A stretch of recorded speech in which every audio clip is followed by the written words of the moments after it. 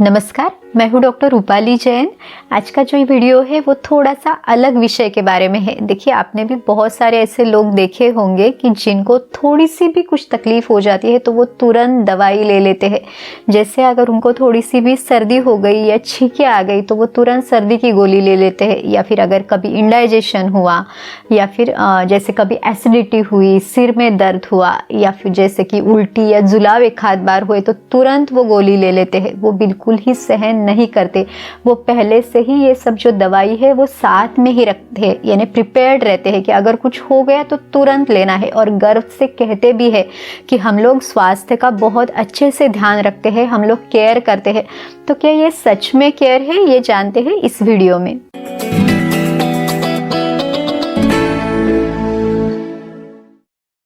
जब भी हमारा शरीर कोई लक्षण दिखाता है तो उसके पीछे कोई ना कोई कारण ज़रूर रहता है। जैसे अगर आपको छींकें आ रही है या फिर नाक से पानी आ रहा है तो इसका मतलब है कि कोई डस्ट पार्टिकल है या फिर फॉरेन बॉडी है तो वो अंदर गई है। तो इन छींकों के द्वारा या फिर नाक से जो पानी बहता है तो उसके द्वारा शरीर उसको निकालना चाह रहा है शरीर से बाहर। तो ये एक नेचुरल प्रोटेक्टिव रिस्पॉन्स है। लेकिन अगर आप इस अवस्था में सर्दी की कोई गोली लेके उसको दबा देते हैं तो शरीर का ये जो नेचुरल रिस्पॉन्स है वो रुक जाएगा। और अगर ये प्रोसेस बार बार आप इसी तरह रोकते हैं, यानी ये फ्रिक्वेंटली होता है और आप हर बार अगर इस तरह की गोली ले लेते हैं तो फिर वही आगे जाके जो एलर्जिक राइनाइटिस है या फिर साइनोसाइटिस है, ब्रोंकियल अस्थमा है, तो इसमें भी कन्वर्ट हो सकती है। अगर आपने कभी बिना भूख के भी बहुत ज़्यादा हेवी खाना खाया या फिर बाहर का कुछ खाना आपने खाया जिसका पचन नहीं हुआ, तो अगर आपको इंडाइजेशन हुआ तो उस अवस्था में आपको जैसे एक आध बार जुलाब हो या फिर उल्टी जैसा आपको लगे, उल्टी हो जाए, तो इसमें ये जो शरीर है, ये जो अनडाइजेस्टेड फूड है उसको शरीर से बाहर निकालना चाहता है। यानी आपकी जो गलती है जो आपने की है उसको शरीर सुधारना चाहता है। तो इस अगर उल्टी हो जाएगी या जुलाब हो जाएगा तो ये जो अनडाइजेस्टेड फॉर्म में जो फूड है वो शरीर से बाहर निकल जाएगा। और अगर उसके बाद आप थोड़ा सा उपवास या लंघन करते हैं, जो बचे हुए दोष है तो वो भी आराम से ठीक हो जाएंगे। अग्नि बढ़ेगा, यानी जो हमारा जठराग्नि है, पचाने वाला अग्नि है, तो वो बढ़ेगा और आप आराम से ठीक हो जाओगे। लेकिन इस अवस्था में अगर आप गोली ले लेते हो और उसको दबा देते हो अंदर ही, तो ये भी शरीर के लिए सही नहीं है। तो इसमें ये जो अनडाइजेस्टेड फूड है, यानी जो आम दोष है, वो शरीर में ही रहेगा।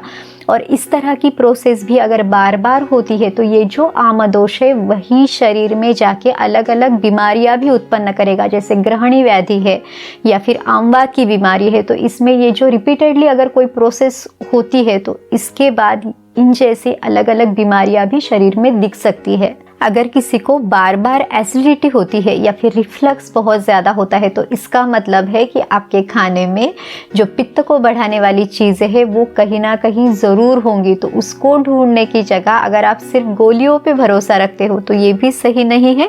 अगर आप गोली ले लेते हो तो ये जो पित्त जो शरीर से बाहर निकलना चाहता है तो वो अंदर ही दबा रहेगा। और ये दबा हुआ पित्त भी अगर ये प्रोसेस भी बहुत फ्रिक्वेंटली हुई तो ये अंदर ही अंदर जमता रहेगा। तो ये जो एसिडिटी का जो लक्षण है वो आगे जाके फिर जैसे अल्सर है, जैसे गैस्ट्रिक अल्सर है या फिर डिओडिनल अल्सर है, अल्सरेटिव कोलाइटिस है, तो इन जैसे बीमारियों में ये परिवर्तित हो सकता है। यहाँ तक कि अगर ये पित्त बहुत ही ज़्यादा बढ़ा तो ये शरीर में रक्त धातु के आश्रय से, जैसे पित्त और रक्त इनका आपस में संबंध है, पित्त बहुत ज़्यादा जब बढ़ता है तो वो रक्त को भी दूषित करता है। और ये जब रक्त दूषित होता है तो शरीर में बहुत सारी अलग अलग त्वचा से संबंधित जो बीमारियां हैं वो दिखती है। तो फिर स्किन डिसीजेस भी अगर है तो उसके जो भी उसका कारण है, तो ये जो पित्त को आपने दबाया है तो ये भी एक कारण हो सकता है। अगर आपको हमेशा स्वस्थ रहना है तो आयुर्वेद की जो दिनचर्या है, ऋतुचर्या है, जो खान पान से संबंधित नियम है, तो इनका पालन करना ज़रूरी है, ना सिर्फ दवाई लेना। और अगर आपको चिकित्सा लेनी ही है तो प्रॉपर चिकित्सा आपको लेनी चाहिए।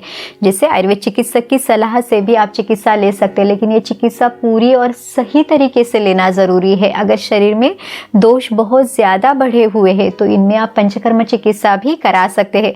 उम्मीद है इन सब बातों को समझने में ये वीडियो आपकी मदद करेगा। फिर मिलेंगे अगले वीडियो में। आयुर्वेद को अपनाइए, स्वस्थ रहिए। नमस्कार।